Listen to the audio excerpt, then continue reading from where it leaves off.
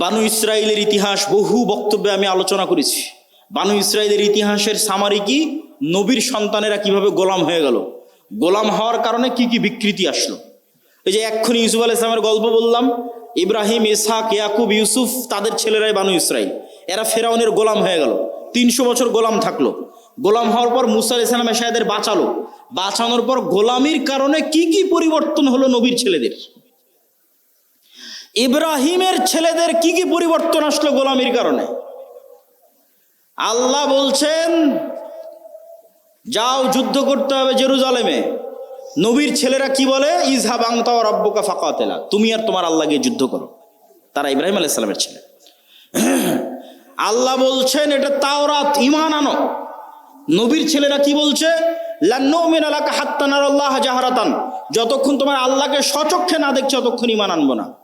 আরে তুই তো এখনই দেখলি যে ফেরাউন ডুবে মরলো, আর কি দেখা লাগবে? এখনই ওর চোখের সামনে ফেরাউন ডুবে মরেছে। ফেরাউন ওদের উপর জুলুম করতো, সমুদ্রে ফেড়ে রাস্তা তৈরি হয়ে গেছে।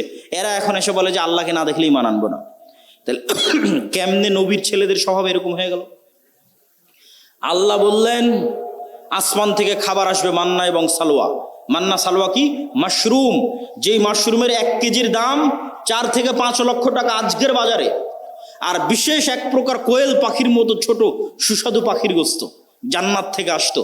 তারা বললো লান নাসবিরা আলা তুআমিন ওয়াহিদ, এই এক খাবার প্রত্যেকদিন ভালো লাগে না মুসা, তোমার আল্লাহকে বলো এই মরুভূমির বালুর মধ্যে পেঁয়াজ রসুন বের করে দিতে, ডাল চাউল বের করে দিতে মরুভূমির বালুর মধ্যে।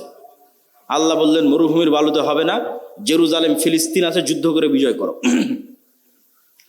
এদের যখন যুদ্ধ করে বিজয় করলো না, এদের উপর গজব আসলো 40 বছরের। শুধু নবীর ছেলেদের অবস্থা দেখেন, গোলামির কারণে কিরকম হয়ে গেছে তাদের অবস্থা। 40 বছর পাগলের মতো ঘোরার পর ইউশা বিন নুনের হাতে তওবা ইস্তেগফার করে এরা যুদ্ধ করেছে। লম্বা ঘটনা। আল্লাহ সূর্য থামিয়ে দিয়ে বিজয় দিয়েছে। এবার আল্লাহ বলছে শোনো, তোমাদের বিজয় দিলাম, তোমরা জেরুজালেমে প্রবেশ করার সময় মুখে বলবা হিত্তাতুন নাগফির লাকুম, আর মাথা দিবা সামনে, নিচু করবা, সিজদা অবস্থায় যাবা। হিত্তাতুন হিব্রু ভাষা, মানে আল্লাহ মাফ করে দাও, আস্তাগফিরুল্লাহ।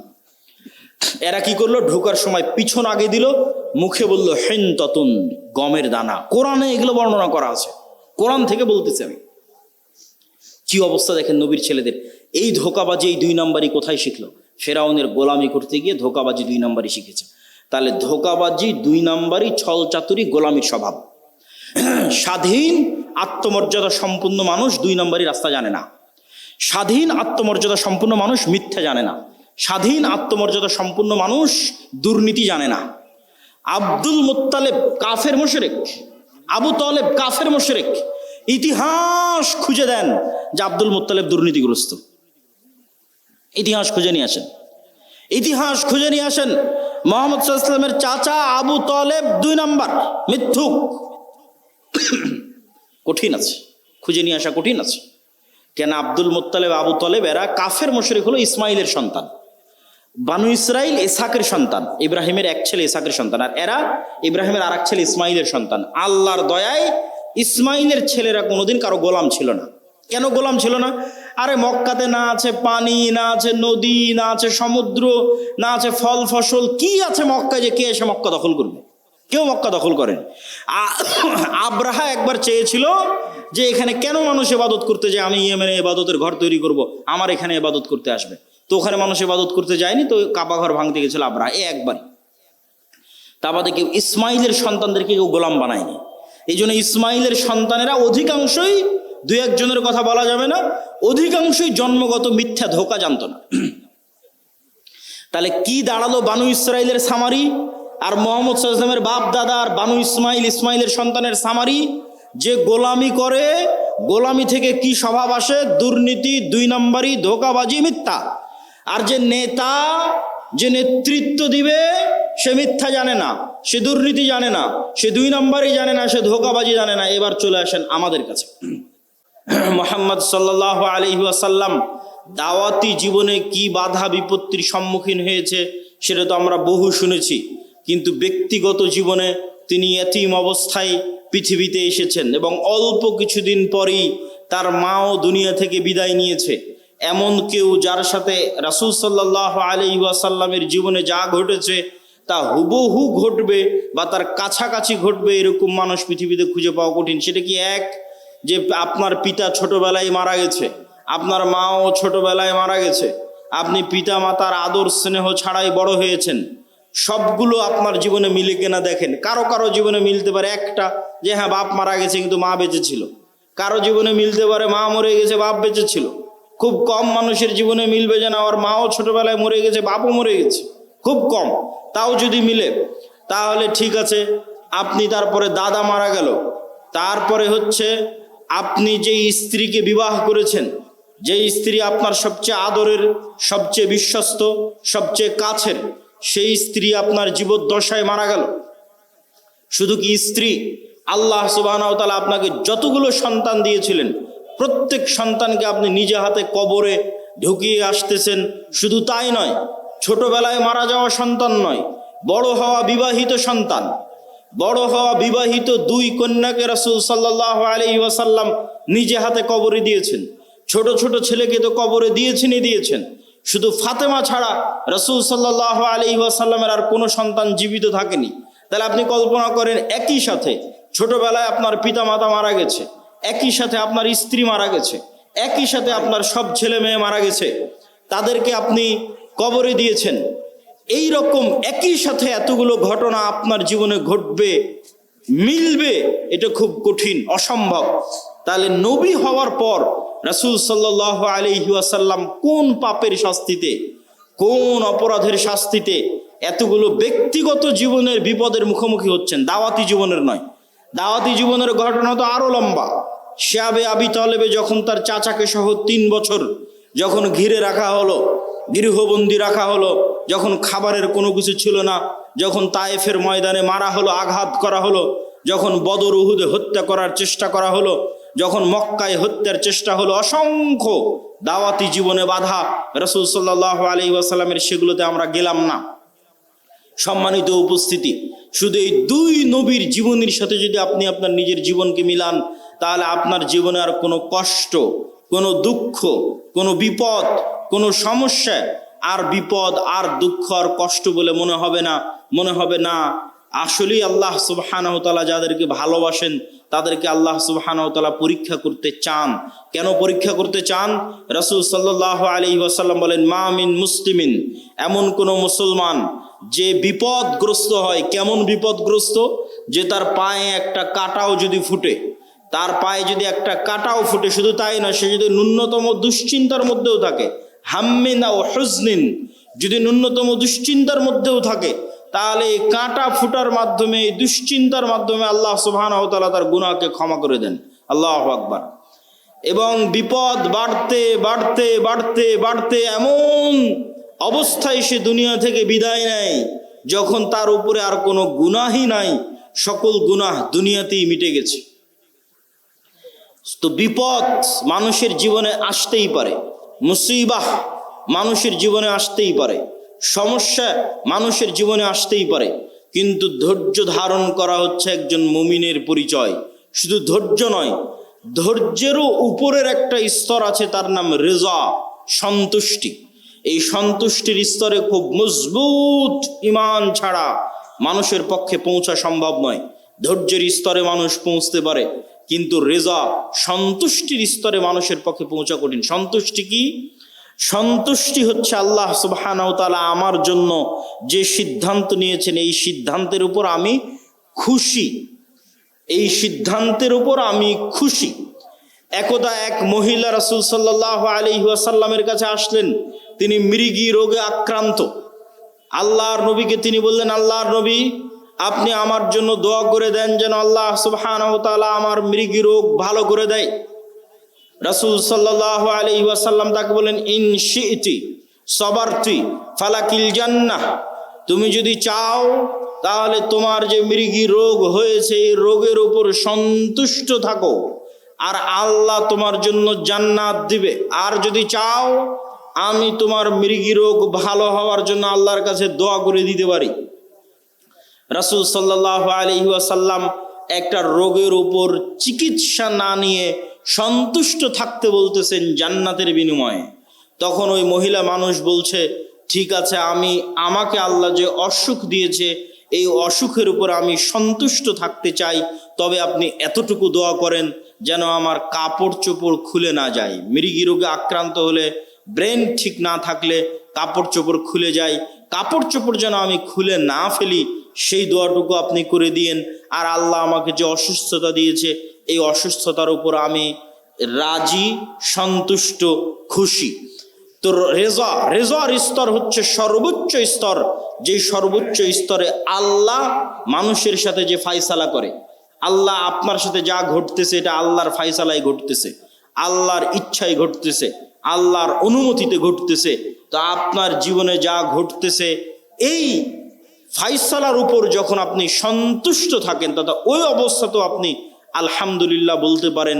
ধৈর্য মানুষ ধরে, একটু দুঃখ পাওয়ার পর, একটু কষ্ট পাওয়ার পর, একটু দুশ্চিন্তা করার পর, টেনশন করার পর রেজা যে অবস্থায় আছে ওই অবস্থার উপর আল্লাহ সুবহানাহু ওয়া তাআলার সিদ্ধান্তের উপর খুশি হওয়া, মনে কোনো প্রভাব, কোনো দাগ না কাটা, সর্বোচ্চ স্তরের তাওহীদ ছাড়া এটা সম্ভব নয়। সর্বোচ্চ স্তরের তাওহীদ দিয়ে মানুষ বিনা হিসাবে জান্নাতে যাবে। সেই বিনা হিসাবে যারা জান্নাতে যাবে, ওই রকম লেভেলের মানুষের পক্ষে সম্ভব যে আল্লাহ সুবহানাহু ওয়া তাআলা তার সাথে যে সিদ্ধান্ত গ্রহণ করবেন সেই সিদ্ধান্তের উপর সে রাজি খুশি থাকবে।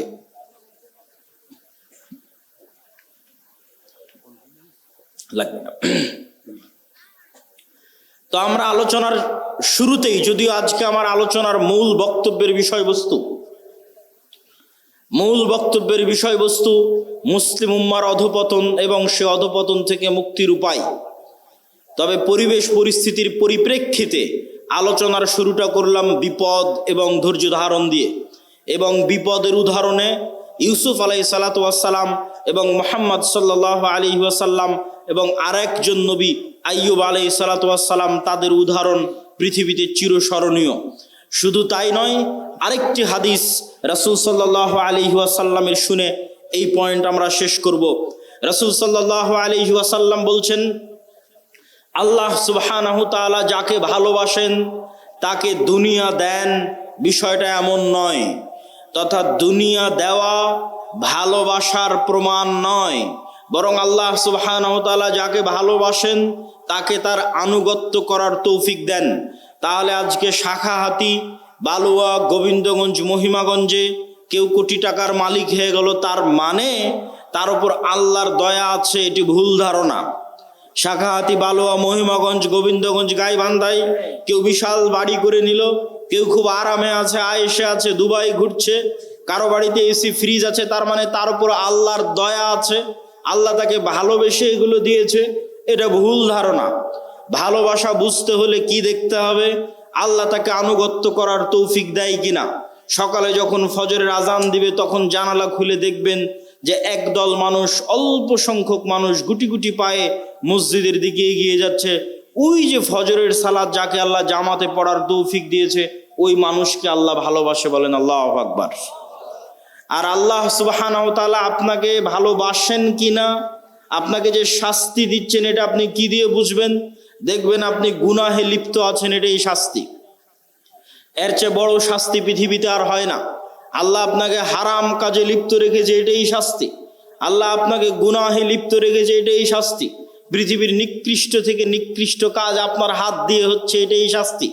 আপনি আল্লাহর রহমতের দরজা থেকে বিতাড়িত, আল্লাহর রহমতের দুয়ার থেকে বিতাড়িত, এটাই শাস্তি। অতএব দুনিয়া পাওয়ার উপর নির্ভর করে না যে মানুষকে আল্লাহ সুবহানাহু ওয়া তাআলা ভালোবাসেন কিনা, বরং দুনিয়াতে আল্লাহ তাকে আল্লাহর আনুগত্যের তৌফিক দিচ্ছে কিনা, এইটা দিয়ে সে বুঝতে পারবে যে হ্যাঁ, আল্লাহ আমাকে 5 ওয়াক্ত নামাজ পড়ার সুযোগ দিচ্ছে, তার মানে আল্লাহর দয়া আমার উপর আছে। আর 5 ওয়াক্ত নামাজ এত চেষ্টা করি তাও পড়তে পারি না, তাহলে আল্লাহর দয়া আসলে নাই। এত চেষ্টা করি কোরআন পড়তে পারি না, তাহলে আল্লাহর দয়া আমার সাথে নাই। কোনো একটা সমস্যা আছে যে কারণে আমি আল্লাহর দয়া পাচ্ছি না। আল্লাহর দয়া পাওয়ার আলামতই হচ্ছে আমি 5 ওয়াক্ত সালাত আদায় করতে পারছি, আমি কোরআন তেলাওয়াত করতে পারছি, এটাই আল্লাহর দয়া পাওয়ার আলামত। আর আল্লাহ সুবহানাহু ওয়া তাআলা আপনাকে ভালোবাসেন কিনা সেটা বোঝা যাবে স্থায়ী ঠিকানা পরকাল, যেটা বহু বক্তব্যে বলেছি, ঈমান বিল গায়বে ইয়াকিন।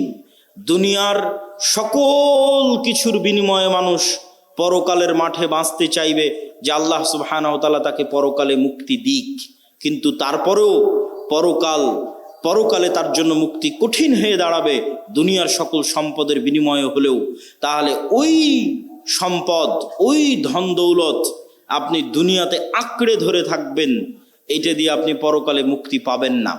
বরং আপনাকে এই ধন সম্পদ, এই ধন দৌলত দান করে কিয়ামতের মাঠে ধনী অবস্থায় উঠতে হবে, কিয়ামতের মাঠে কোটিপতি অবস্থায় উঠতে হবে, কিয়ামতের মাঠে কোটি কোটি টাকা আপনার হাতে থাকতে হবে, যেন কিয়ামতের মাঠে বিপদে পড়লে আপনি বাঁচতে পারেন। তো কিয়ামতের মাঠে কোটি কোটি টাকা কিভাবে থাকবে?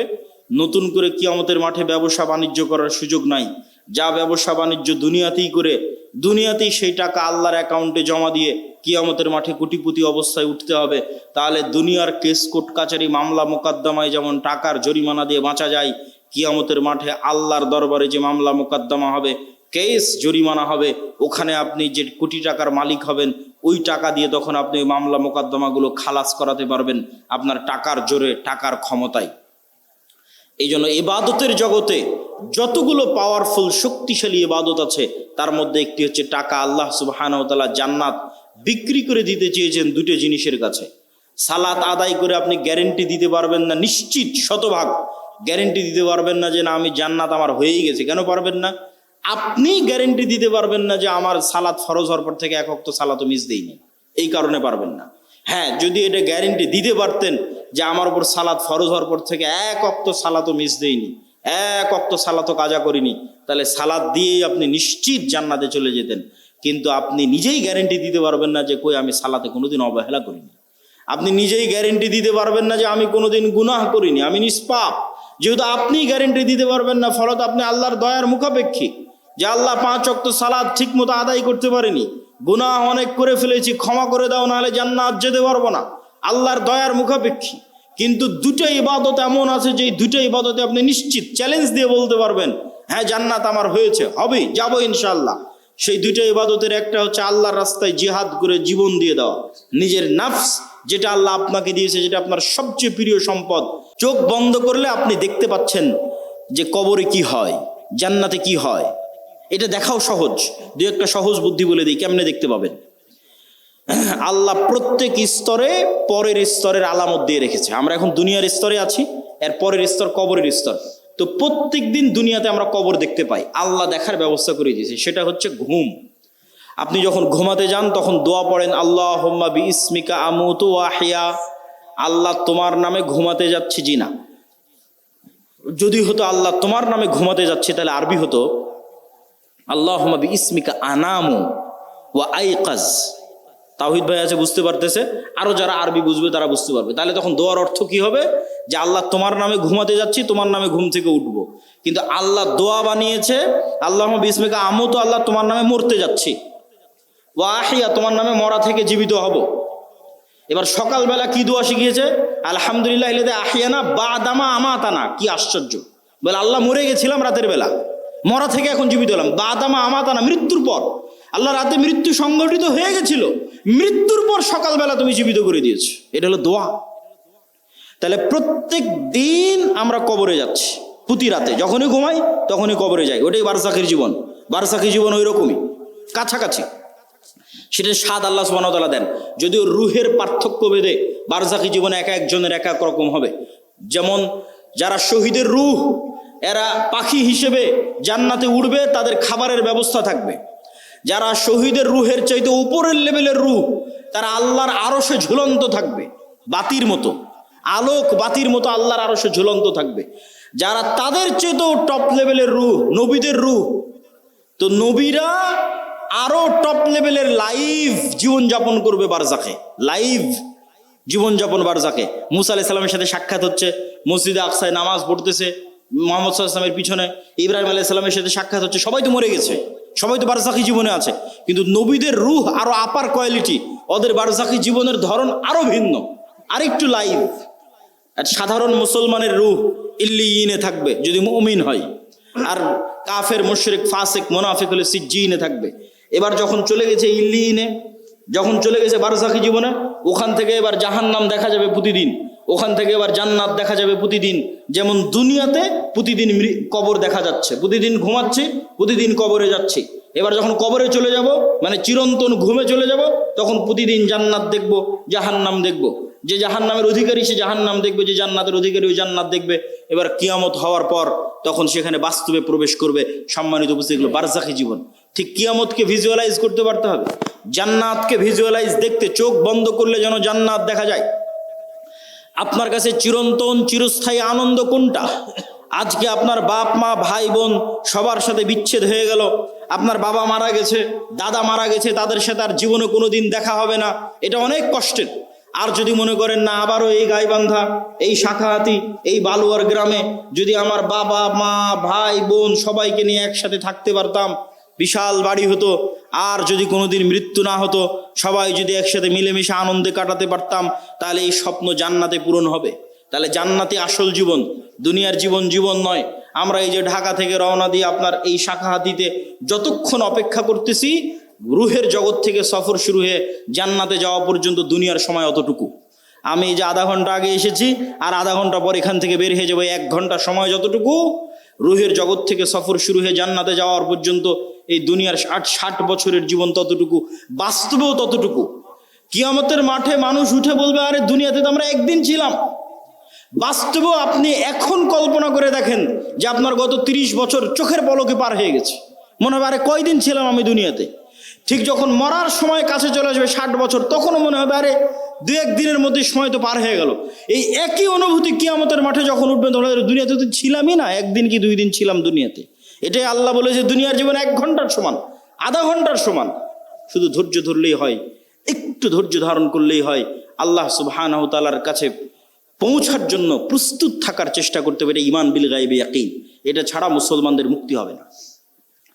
আর 2টা কাজ করতে হবে মুসলমানদেরকে। টাকা ইনকাম করার কথা বলেছি, আরো 2টা কাজ আছে। 1, নেতা হওয়ার জন্য 2টা শর্ত পূরণ করতে হবে। সত্যবাদিতা, ন্যায়পরায়ণতার শর্ত, শিক্ষা এবং জ্ঞানের শর্ত। বুঝেন, আল্লাহ সুবহানাহু ওয়া তাআলা এই পৃথিবীকে যেই ফাংশনের উপর ডেভেলপ করেছে, এই ফাংশন সবার জন্য সমান। এই যে মোবাইল, এই মোবাইলের যেখানে চাপ দিলে লাইট জ্বলবে, এখানে যদি আমি চাপ দিই তাও লাইট জ্বলবে।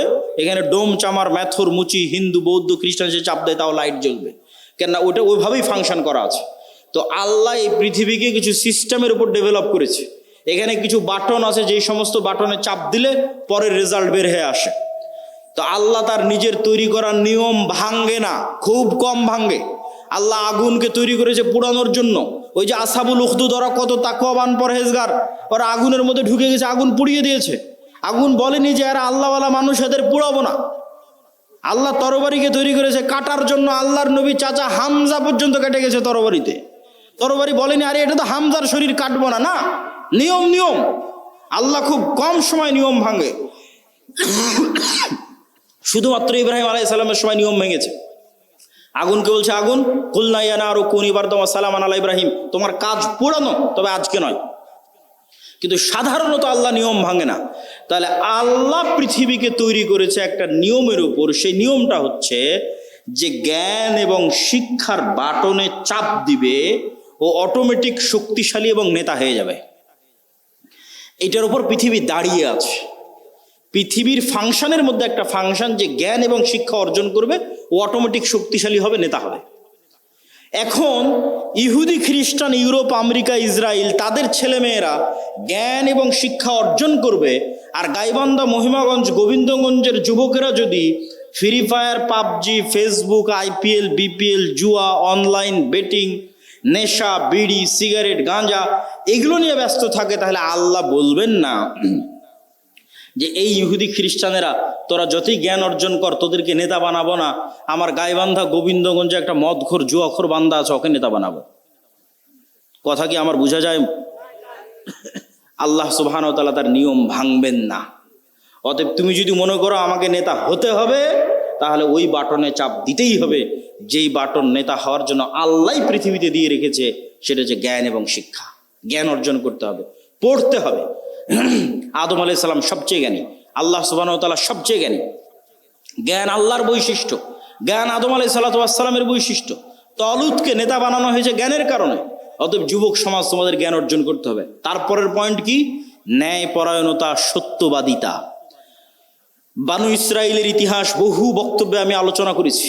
বানু ইসরাইলের ইতিহাসের সামারি কি, নবীর সন্তানেরা কিভাবে গোলাম হয়ে গেল, গোলাম হওয়ার কারণে কি কি বিকৃতি আসলো। এই যে এক্ষুনি ইউসুফ আলাইহিস সালামের গল্প বললাম, ইব্রাহিম, ইসহাক, ইয়াকুব, ইউসুফ, তাদের ছেলেরাই বানু ইসরাইল। এরা ফেরাউনের গোলাম হয়ে গেল, 300 বছর গোলাম থাকলো। গোলাম হওয়ার পর মুসা আলাইহিস সালাম এসে এদের বাঁচালো। বাঁচানোর পর গোলামির কারণে কি কি পরিবর্তন হলো নবীর ছেলেদের, ইব্রাহিমের ছেলেদের কি কি পরিবর্তন আসলো গোলামির কারণে। আল্লাহ বলছেন যাও যুদ্ধ করতে হবে জেরুজালেমে। নবীর ছেলেরা কি বলে, ইযহাব আনতা ওয়া রাব্বুকা ফাকাতিলা, তুমি আর তোমার আল্লাহ গিয়ে যুদ্ধ করো। তারা ইব্রাহিম আলাইহিস সালামের ছেলে। আল্লাহ বলছেন এটা তাওরাত, ঈমান আনো। নবীর ছেলেরা কি বলছে, লান নুমিনা লাকা হাত্তা নারাল্লাহ জাহরাতান, যতক্ষণ তোমার আল্লাহকে স্বচক্ষে না দেখছো ততক্ষণ ঈমান আনবো না। আরে তুই তো এখনই দেখলি যে ফেরাউন ডুবে মরলো, আর কি দেখা লাগবে? এখনই ওর চোখের সামনে ফেরাউন ডুবে মরেছে। ফেরাউন ওদের উপর জুলুম করতো, সমুদ্রে ফেড়ে রাস্তা তৈরি হয়ে গেছে। এরা এখন এসে বলে যে আল্লাহকে না দেখলেই ঈমান আনবো না। তাহলে কেমনে নবীর ছেলেদের স্বভাব এরকম হয়ে গেল? আল্লাহ বললেন আসমান থেকে খাবার আসবে, মান্না এবং সালোয়া। মান্না সালোয়া কি? মাশরুম। যেই মাশরুমের 1 কেজির দাম 4 থেকে 5 লক্ষ টাকা আজকের বাজারে। আর বিশেষ এক প্রকার কোয়েল পাখির মতো ছোট সুস্বাদু পাখির গোস্ত জান্নাত থেকে আসতো। তারা বললো লান নাসবিরা আলা তুআমিন ওয়াহিদ, এই এক খাবার প্রত্যেকদিন ভালো লাগে না মুসা, তোমার আল্লাহকে বলো এই মরুভূমির বালুর মধ্যে পেঁয়াজ রসুন বের করে দিতে, ডাল চাউল বের করে দিতে মরুভূমির বালুর মধ্যে। আল্লাহ বললেন মরুভূমির বালুতে হবে না, জেরুজালেম ফিলিস্তিন আছে, যুদ্ধ করে বিজয় করো। এদের যখন যুদ্ধ করে বিজয় করলো না, এদের উপর গজব আসলো 40 বছরের। শুধু নবীর ছেলেদের অবস্থা দেখেন, গোলামির কারণে কিরকম হয়ে গেছে তাদের অবস্থা। 40 বছর পাগলের মতো ঘোরার পর ইউশা বিন নুনের হাতে তওবা ইস্তেগফার করে এরা যুদ্ধ করেছে। লম্বা ঘটনা। আল্লাহ সূর্য থামিয়ে দিয়ে বিজয় দিয়েছে। এবার আল্লাহ বলছে শোনো, তোমাদের বিজয় দিলাম, তোমরা জেরুজালেমে প্রবেশ করার সময় মুখে বলবা হিত্তাতুন নাগফির লাকুম, আর মাথা দিবা সামনে, নিচু করবা, সিজদা অবস্থায় যাবা। হিত্তাতুন হিব্রু ভাষা, মানে আল্লাহ মাফ করে দাও, আস্তাগফিরুল্লাহ। এরা কি করলো, ঢোকার সময় পিছন আগে দিল, মুখে বলল হিনতাতুন, গমের দানা। কোরআনে এগুলো বর্ণনা করা আছে, কোরআন থেকে বলতেছি আমি। কি অবস্থা দেখেন নবীর ছেলেদের। এই ধোকাবাজি, এই 2 নম্বরই কোথায় শিখলো? ফেরাউনের গোলামি করতে গিয়ে ধোকাবাজি 2 নম্বরই শিখেছে। তাহলে ধোকাবাজি 2 নম্বরই, ছল চাতুরি, গোলামির স্বভাব। স্বাধীন আত্মমর্যাদা সম্পূর্ণ মানুষ 2 নম্বরই রাস্তা জানে না। স্বাধীন আত্মমর্যাদা সম্পূর্ণ মানুষ মিথ্যা জানে না। স্বাধীন আত্মমর্যাদা সম্পূর্ণ মানুষ দুর্নীতি জানে না। আব্দুল মুত্তালিব কাফের মুশরিক, আবু তালেব কাফের মুশরিক। ইতিহাস খুঁজে দেন যে আব্দুল মুত্তালিব দুর্নীতিগ্রস্ত। ইতিহাস খুঁজে নিয়ে আসেন, ইতিহাস খুঁজে নিয়ে আসেন। মুহাম্মদ সাল্লাল্লাহু আলাইহি ওয়াসাল্লামের চাচা আবু তালেব 2 নম্বর মিথ্যুক। কঠিন আছে, খুঁজে নিয়ে আসা কঠিন আছে। কেন আব্দুল মুত্তালিব, আবু তালেব এরা কাফের মুশরিক হলো ইসমাইলের সন্তান। বানু ইসরাইল ইসহাকের সন্তান, ইব্রাহিমের এক ছেলে ইসহাকের সন্তান, আর এরা ইব্রাহিমের আর এক ছেলে ইসমাইলের সন্তান। আল্লাহর দয়ায় ইসমাইলের ছেলেরা কোনোদিন কারো গোলাম ছিল না। কেন গোলাম ছিল না? আরে মক্কাতে না আছে পানি, না আছে নদী, না আছে সমুদ্র, না আছে ফল ফসল, কি আছে মক্কায় যে কে এসে মক্কা দখল করবে? কেউ মক্কা দখল করেন। আব্রাহা একবার চেয়েছিল যে এখানে কেন মানুষ ইবাদত করতে যায়, আমি ইয়েমেনে ইবাদতের ঘর তৈরি করব, আমার এখানে ইবাদত করতে আসবে। তো ওখানে মানুষ ইবাদত করতে যায়নি, তো কাবা ঘর ভাঙতে গেছিল আব্রাহা, একবারই। তা বাদে কেউ ইসমাইলের সন্তানদেরকে কেউ গোলাম বানায়নি। এই জন্য ইসমাইলের সন্তানেরা অধিকাংশই, 2-1 জনের কথা বলা যাবে না, অধিকাংশই জন্মগত মিথ্যা, ধোঁকা জানতো না। তাহলে কি দাঁড়ালো বানু ইসরাইলের সামারি আর মুহাম্মদ সাল্লাল্লাহু আলাইহি ওয়াসাল্লামের বাপ দাদা আর বানু ইসমাইল, ইসমাইলের সন্তানের সামারি? যে গোলামি করে, গোলামি থেকে কি স্বভাব আসে? দুর্নীতি, 2 নম্বরই, ধোঁকাবাজি, মিথ্যা। আর যে নেতা, যে নেতৃত্ব দিবে, সে মিথ্যা জানে না, সে দুর্নীতি জানে না, সে 2 নম্বরই জানে না, সে ধোঁকাবাজি জানে না। এবার চলে আসেন আমাদের কাছে। ব্রিটিশেরা দেখলো, আমেরিকা দেখলো যে মুসলমানেরা যদি একবার সত্য বলা শিখে যায়, মুসলমানেরা যদি একবার ন্যায় প্রতিষ্ঠা করা শিখে যায়, তাহলে তো পৃথিবীতে আমাদের থাকার জায়গা হবে না। তাহলে মুসলমানদের এমন সিস্টেমের মধ্যে ফেলে দাও যেন ওরা কোনোদিন সত্য বলা শিখতেই না পারে। মুসলমানদের একটা নেতাও যেন সত্যবাদী, ন্যায়পরায়ণ না হয়। তাহলে কি দিতে হবে? গণতন্ত্র। কেমনে গণতন্ত্র, কেমনে গোলাম তৈরি করে? গণতন্ত্র এমন এক সিস্টেম যেখানে এক দলের নেতা আর এক দলের নেতার বিরুদ্ধে বলবে তো বলবেই, একই আসনের মনোনয়ন প্রার্থী একই দলের, আর বাকি মনোনয়ন প্রার্থীগুলোর বিরুদ্ধে যদি 2 নম্বরই না করে, মিথ্যা না বলে, টাকা পয়সার লেনদেন না করে, লিয়াজু লবি মেনটেন না করে, তাহলে মনোনয়নই নিয়ে আসতে পারবে না। বাস্তব মাঠের পরীক্ষা। আর ইশতেহারে দল নিজেও জানে বাস্তবায়ন করতে পারবে না, মিথ্যা ওয়াদা দিবে। মিথ্যা না বলা শিখলে ভোট পাবে না। আর যারা ভোটার সেও মিথ্যা ওয়াদা দিবে। যত এমপি প্রার্থী আসবে, হ্যাঁ ভাই আপনাকে ভোট দেব, 500-1000 টাকা, 500-1000 টাকা, হ্যাঁ আপনাকেই ভোট দিব। ভোটারও মিথ্যুক, এমপিও মিথ্যুক, মনোনয়ন প্রার্থীও মিথ্যুক, এবং সবাই লিয়াজু লবি 2 নম্বরই রাস্তা, ধোঁকাবাজি, এগুলো একদম ভোটের দিন পর্যন্ত যদি না করে ও জিতেও আসতে পারবে না। তাহলে এই গণতান্ত্রিক পদ্ধতিতে 300 এমপি নির্বাচিত হয়ে গেল। এখন বানু ইসমাইল আর বানু ইসরায়েলের এই যে আগের ফরম্যাট আপনাকে দিয়ে দিলাম, এই ফরম্যাট অনুযায়ী আপনি বলেন যে এই 300 এমপি নেতা না গোলাম? একটু জোরে বলতে হবে, নেতা না গোলাম? গোলাম। এইটা যদি একবার বুঝে গেছেন, তাহলে বুঝে গেছেন যে মুসলমানদের সমস্যা কোথায়, মুসলমানদের কাজ কি। এবার তো নেতাদের অনেক দোষ ত্রুটি বললাম, এবার একটু আমাদের দোষ ত্রুটি খুঁজি। আমরা কেমনে বুঝবো যে আমি ন্যায়পরায়ণ আছি কিনা, আমি নেতা হতে পারবো কিনা, আমি সত্যবাদী কিনা? দেখেন, দেশ ঠিক করতে ওসি, ডিসি, এসপি, মন্ত্রী, সচিবালয়ে যারা থাকে এরাই আসল। ক্ষমতায় ডক্টর ইউনূস 2 বছরের জন্য, আগের সরকার 16 বছরের জন্য, নতুন যারা আসবে 5 বছরের জন্য। কিন্তু এই আর্মি, পুলিশ, কোর্ট, জজ, সচিবালয়ে যারা আছে এদের কারো চাকরি যায়নি, এরাই থাকবে। তো এরা যদি বলে যে আমরা আজ থেকে দুর্নীতি করব না, আজ থেকে সত্যবাদী, আজ থেকে ন্যায়পরায়ণ, তো দেশে তো 80% ইসলাম কায়েম হয়ে যাবে। ইসলাম কায়েম হওয়া মানে কি, এটাও বুঝতে হবে। ইসলাম কায়েম হওয়া মানে, যদি মনে করেন সবাই 5 ওয়াক্ত সালাত আদায়কারী হবে, ঠিক আছে, সমস্যা নাই। যদি মনে করেন সবাই পর্দা করবে, ঠিক আছে, সমস্যা নেই। কিন্তু কল্পনা করেন যে আজকে গাইবান্ধার শতভাগ মানুষ আজ থেকে 5 ওয়াক্ত সালাত আদায় করতেছে, আর গাইবান্ধার আজকে সব নারী পর্দা করতেছে, কিন্তু এদের অধিকাংশই এখনো 2 নম্বরই করতেছে, মিথ্যা বলতেছে, অন্যের সম্পদ দখল করে নিচ্ছে, দুর্নীতি করতেছে। তাহলে এখানে ইসলাম কায়েম হয়েছে? ইসলাম কায়েম হয়নি। এবার আপনি বুঝবেন কেন বললাম ওসি, ডিসি, এসপি এরা যদি আজ থেকে শতভাগ সৎ হয়ে যায়, তাহলে 80% ইসলাম কায়েম হয়ে যাবে। শুধু কি তাই, এই ওসি, ডিসি, এসপি, মিনিস্টার, সচিবালয় যারা আছে, এরা আল্লাহকে ধোঁকা দিতে চায়, মানুষকে ধোঁকা দিতে চায়। 2 নম্বরই উপায়ে টাকা ইনকাম করে সেই টাকা দিয়ে হজ করে পাপ ক্ষমা করতে চায়। নাউজুবিল্লাহ। এই পাগলদেরকে কে বুঝাবে যে তুমি যে অবৈধ টাকা দিয়ে হজ করছো, ওটা তো কবুল হয়নি, কোনো সমস্যা নাই। তোমার মনের স্বাদ যে তুমি হজ করবা, তোমার মনের স্বাদ যে তুমি একটু মসজিদ কমিটির মেম্বার হবা, টাকা পয়সা দিবা, দান করবা। তো তুমি দান করে জানে কি পাবা, হজ করে জানে কি পাবা, তার চেয়ে তো সিক্রেট তোমার কাছেই আছে, এর চেয়ে বেশি নেকি পাওয়ার। সেটা কি? রাসূল সাল্লাল্লাহু আলাইহি সাল্লাম বলছেন, সাবআতু ইউদিল্লুহুমুল্লাহ ইয়াউমা লা দিল্লা ইল্লা দিল্লুহ, ইমামুন আদিল, যে 7 শ্রেণীর মানুষকে আল্লাহ বিশেষ ছায়া দিবে। তার 1 নম্বরে তাহাজ্জুদ গুজারকে অতিক্রম করে 1 নম্বরে চলে গেছে, দানবীরকে অতিক্রম করে 1 নম্বরে চলে গেছে, যে ওসি তার পদে বসে কিন্তু চুল পরিমাণ অন্যায় করে না, মিথ্যা বলে না। আল্লাহু আকবার। যে ডিসি, যে এসপি, যে প্রিন্সিপাল তার পদে বসে কিন্তু চুল পরিমাণ অন্যায় করে না, মিথ্যা বলে না, এটা 1 নম্বরে চলে গেছে, ইমামুন আদিল। তাহলে তুমি অন্যায় উপায়ে সুদ ঘুষ নিয়ে টাকা ইনকাম করে হজ দান করতে চাচ্ছ, এটা তো চরম বোকামি। তুমি যেখানে দায়িত্ব পালন করছো ওখানে সত্যবাদিতা, ন্যায়ের সাথে দায়িত্ব পালন করো, ওটাই ইবাদত। এবার আপনাদেরকে বলি, আপনি আপনার একটা উদাহরণ, আপনার বোনকে আপনার পিতার সম্পত্তিতে ন্যায়ের সাথে সম্পত্তি বুঝিয়ে দিয়েছেন কিনা? যদি হ্যাঁ হয় তাহলে আপনার নেতা হওয়ার সম্ভাবনা আছে, যদি না হয় তাহলে আপনার মধ্যে বানু ইসরাইলের গোলামির স্বভাব বিরাজ করতেছে, আপনি গোলাম, আপনার পরবর্তী 14 প্রজন্ম গোলাম। নেতা হতে চাইলে আগে নিজেকে ন্যায় পরায়ণ হতে হবে, যে না, আমার বাবা যা জমি দিয়ে গেছে, আমি আজকেই ন্যায়ের ভিত্তিতে আমার বোন যা পায় সেটা আমি বুঝিয়ে দিব।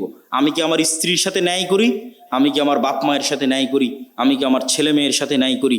এইভাবে যখন ন্যায় প্রতিষ্ঠার চ্যালেঞ্জে আন্দোলন তৈরি হবে, যে আমরা ন্যায় প্রতিষ্ঠা করব সমাজের রুট লেভেল থেকে টপ লেভেল পর্যন্ত, এমনি রাষ্ট্রে ইসলাম কায়েম হয়ে যাবে, 80% ইসলাম কায়েম হয়ে যাবে এবং এরাই নেতা হবে। এখান থেকে নেতৃত্বের শুরু হবে।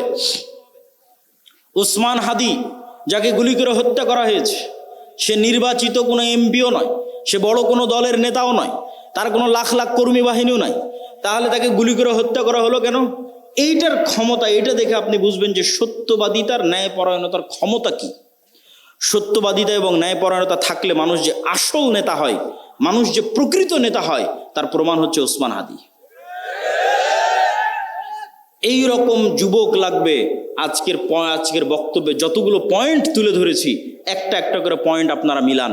1 নাম্বার, যার ঈমান বিল গায়বে ইয়াকিন আছে। 2 নাম্বার, যার শতভাগ তাওহীদ আছে। 3 নাম্বার, যে টাকা পয়সায় গরিব ফকির নয়, ব্যবসায়ী। 4 নাম্বার, যে জ্ঞানে ভালো জ্ঞান, উচ্চ ডিগ্রি জ্ঞান অর্জন করে এসেছে।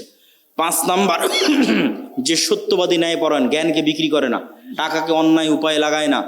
এই রকম যদি 500 যুবকও তৈরি হয়, তাহলে এই 500 যুবকই বিপ্লব তৈরি করে ফেলতে পারবে, শুধু বাংলাদেশে নয়, সারা পৃথিবীতে।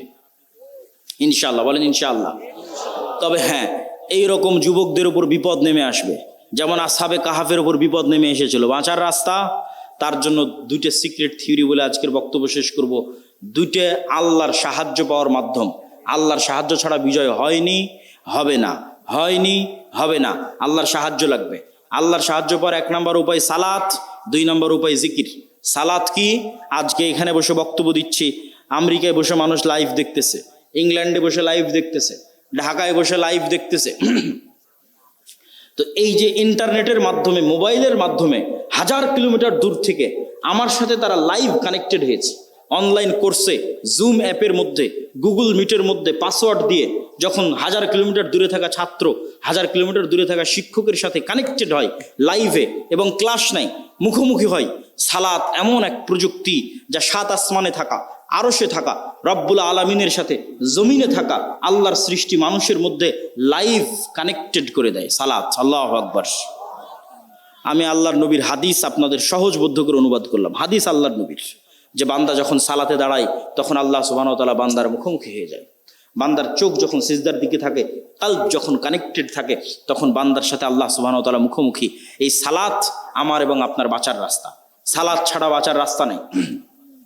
সালাত নাই, আল্লাহর গন্তির মধ্যে নাই, আল্লাহর কাউন্টের মধ্যে নাই, আল্লাহর খাতার মধ্যে নাই, আল্লাহর গণনার মধ্যে নাই। কে আপনি? আল্লাহ সুবহানাহু ওয়া তাআলা আপনাকে চেনে না। আপনি কিসের তাকবীর দেন, কিসের মিছিল মিটিং করেন, কিসের ভোট দেন, আল্লাহ সুবহানাহু ওয়া তাআলার গণনার মধ্যে আপনি নাই। তখনই গন্তির মধ্যে ঢুকবেন যখন আপনি 5 ওয়াক্ত সালাতে উপস্থিত হবেন। 5 ওয়াক্ত সালাত ছাড়া মুসলমানের বাঁচার কোনো রাস্তা নাই। সকল বিপদে আপদে মুসলমানের আসমানি মদদের দরকার, আসমানি সহযোগিতার দরকার। এই জন্য সূর্যগ্রহণে সালাত, চন্দ্রগ্রহণে সালাত, বৃষ্টি নাই সালাত, যে কোনো বিপদ আপদে সালাত। কেন? এটা একটা টেকনোলজি, এটা একটা প্রযুক্তি, যা দিয়ে জমিনে থেকে 7 আসমানে থাকা রব্বুল আলামিনের সাথে লাইভ কানেক্টেড হওয়া যায়। সম্মানিত বুঝি, 2 নম্বর জিকির।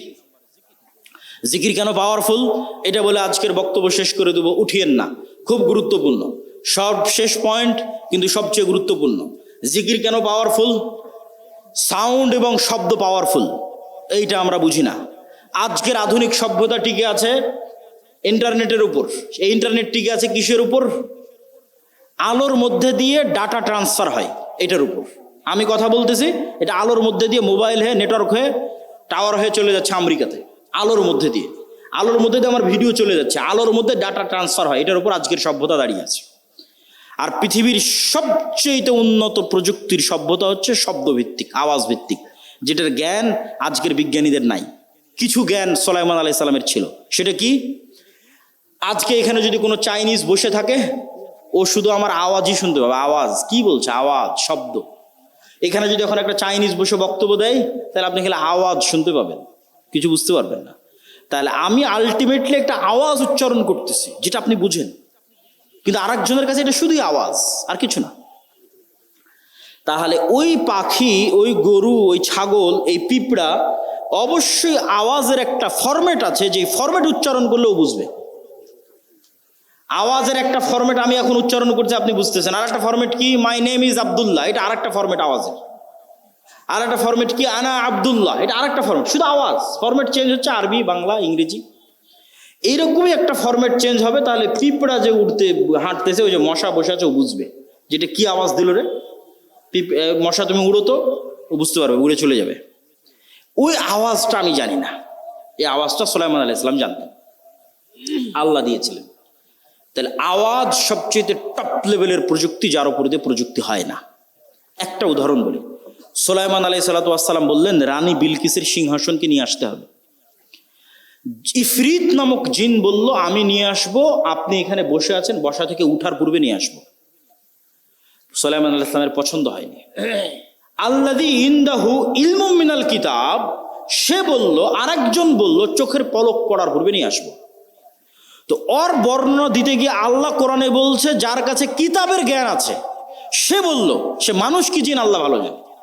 আল্লাহ বলছেন যার কাছে কিতাবের জ্ঞান আছে, সে বলল চোখের পলক পড়ার পূর্বে সিংহাসন আপনার সামনে উপস্থিত হবে।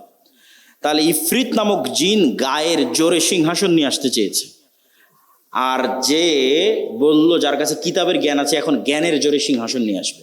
এ আবার কি জ্ঞান? কোরআনের ধারা বিবরণী তাই বলছে, জ্ঞানের জন্য। অনেক মুফাসসির লিখেছেন যে তার কাছে লাউহে মাহফুজের বিশেষ জিকির সাউন্ড, আল্লাহর বিশেষ জিকিরের জ্ঞান তার ছিল, যে জিকির উচ্চারণের মাধ্যমে চোখের পলকে রানী বিলকিসের সিংহাসন সুলাইমান আলাইহিস সালামের দরবারে উপস্থিত হয়ে গেছে। জিকির যে পাওয়ারফুল, শব্দ যে পাওয়ারফুল, তার আরো 3টে উদাহরণ দেন। আল্লাহ আসমান জমিন সবকিছু ধ্বংস করে কিয়ামত কায়েম করবে ইসরাফিলের বাঁশির আওয়াজে, শব্দ দিয়ে। শব্দ সব চূর্ণ বিচূর্ণ হয়ে যাবে, সব মানুষ মরে গেছে, ফেরেশতা মরে গেছে, সব শেষ, এবার নতুন করে সবাইকে জীবিত করা হবে। তখনও ইসরাফিলকে তৈরি করে ইসরাফিলের বাঁশির আওয়াজ দিয়ে সবকে কবর থেকে উঠানো হবে, আওয়াজ, সাউন্ড। 3 নম্বর দলিল, যেটিতে বক্তব্য শেষ করে দেব, আল্লাহ সুবহানাহু ওয়া তাআলা বলছেন ইউসাব্বিহু লিল্লাহি মা ফিস সামাওয়াতি ওয়া মা ফিল আরজ, আসমান এবং জমিন এবং তার মধ্যে যা কিছু আছে। এই পোস্টার এটাও আওয়াজ করে তাসবিহ পাঠ করতেছে, এই টিস্যু এটাও আওয়াজ করে তাসবিহ পাঠ করতেছে, গায়ের জামা, উপরের প্যান্ডেল, নিচের মাটি, লাইট, ক্যামেরা যা আছে সব আওয়াজ করে তাসবিহ পাঠ করতেছে। সে আওয়াজ আমি শুনতেছি না, যেমন পিঁপড়ার চলার আওয়াজ আমি শুনতে পাই না, কিন্তু পিঁপড়ার চলার আওয়াজ 10 কিলোমিটার দূরে থাকা হাতিও শুনতে পাবে, আমি শুনতে পাই না। তাহলে এই সবগুলো থেকে তাসবিহ বের হচ্ছে। শুধু কি এটাই না, রাসূল সাল্লাল্লাহু আলাইহি সাল্লাম বলছেন এরা শুধু তাসবিহ বলতেছে না, এরা তাসবিহ বুঝে। কিভাবে? মুয়াজ্জিন যখন আজান দেয়, তখন মুয়াজ্জিনের আজান যতদূর পর্যন্ত যায়, ততদূর পর্যন্ত জীব জন্তু, জড় বস্তু, জড় পদার্থ, কীট পতঙ্গ, পঙ্গপাল যা আছে সব মুয়াজ্জিনের আজান বুঝে ওই আজানের পক্ষে কিয়ামতের মাঠে সাক্ষী দিবে। আল্লাহু আকবার।